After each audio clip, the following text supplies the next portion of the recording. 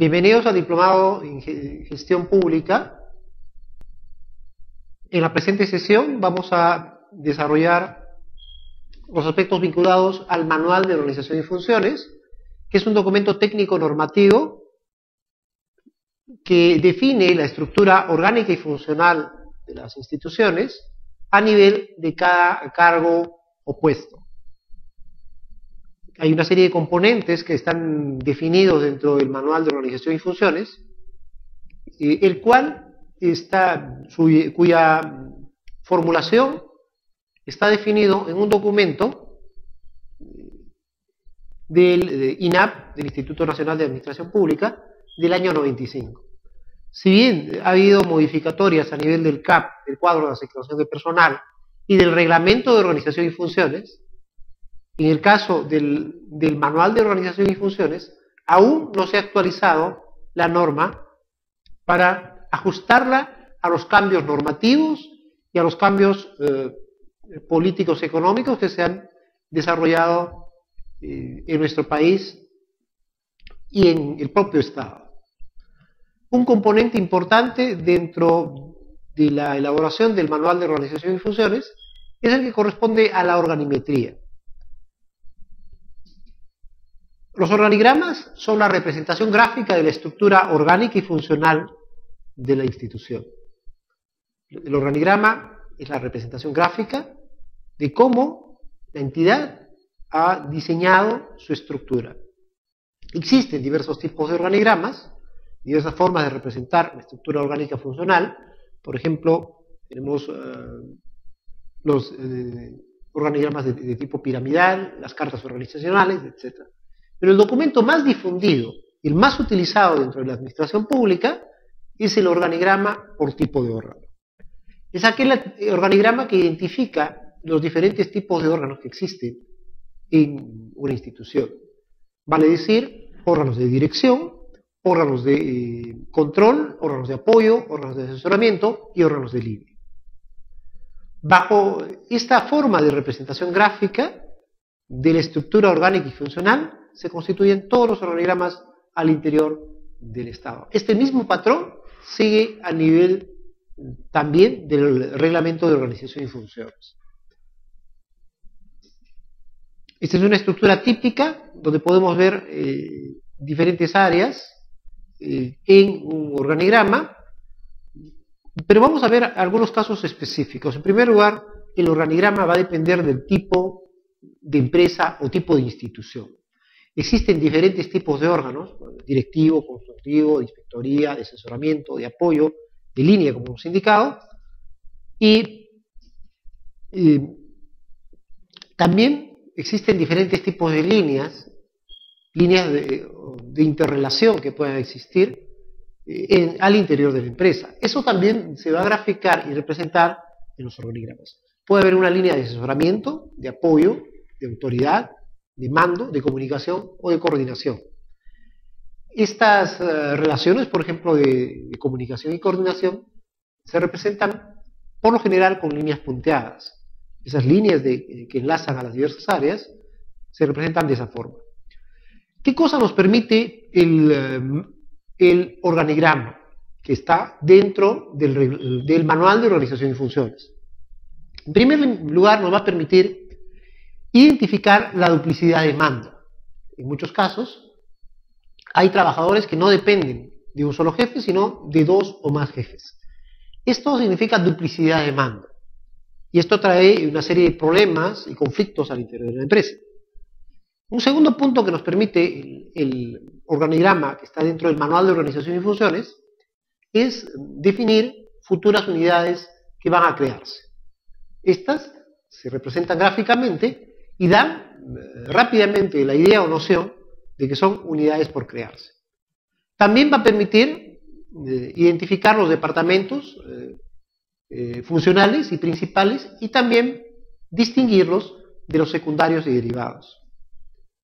También el organigrama nos permite identificar los diversos niveles jerárquicos que existen al interior de una organización, así como los niveles de autoridad y los niveles de responsabilidad. Existen unidades orgánicas y estas se van a representar en el organigrama. También nos permite identificar los nombres de las personas, porque hay organigramas nominales en los cuales se identifica qué persona ocupa un cargo opuesto. También es un instrumento útil para identificar el número de trabajadores que tiene la empresa. Cuando trabajamos con el manual de organización y funciones, vamos a poder distinguir a las personas que están trabajando en una determinada unidad orgánica o una determinada dependencia de la institución. En otros casos también nos va a permitir tener una visión rápida de las descripciones de las funciones más importantes que cumple un cargo específico.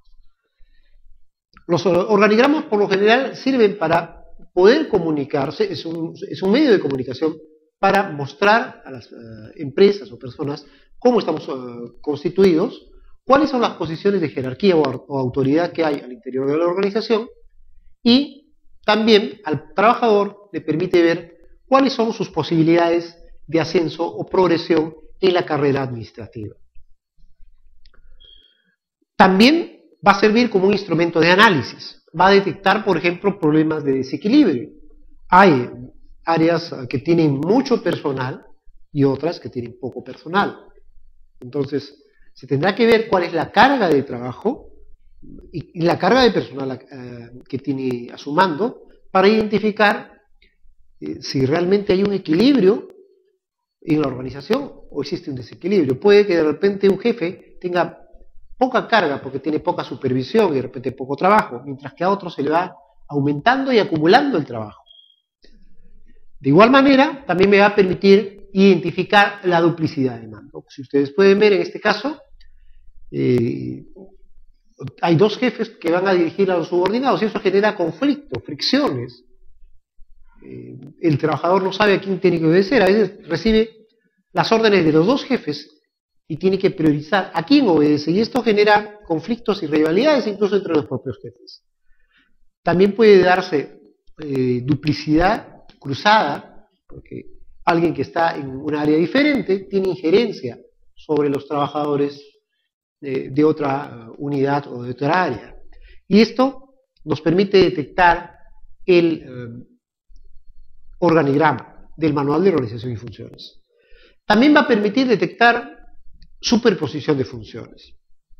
Por ejemplo, puede darse el caso que en muchos casos un área esté realizando la misma función que otra al interior de la empresa.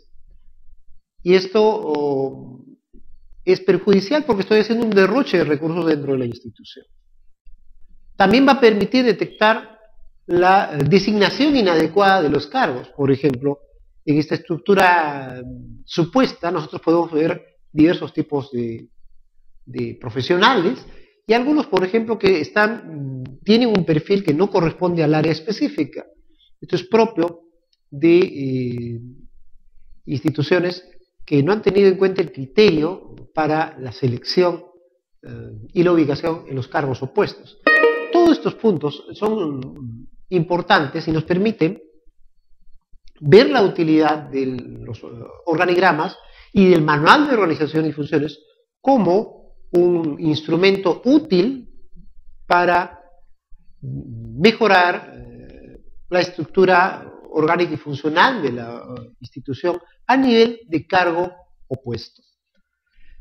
Sin embargo, también los organigramas van a tener limitaciones, nos van a proporcionar una visión parcial de las empresas y de las instituciones en líneas generales.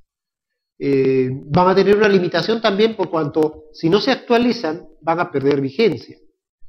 Y por lo general hay que tener en cuenta, con bastante cuidado, las normas básicas de diagramación para evitar generar una impresión distinta a la que realmente se quiere con los organigramas. Recordemos, por favor, entonces, este es un instrumento importante para el diagnóstico, el análisis y la identificación de problemas al interior de las instituciones.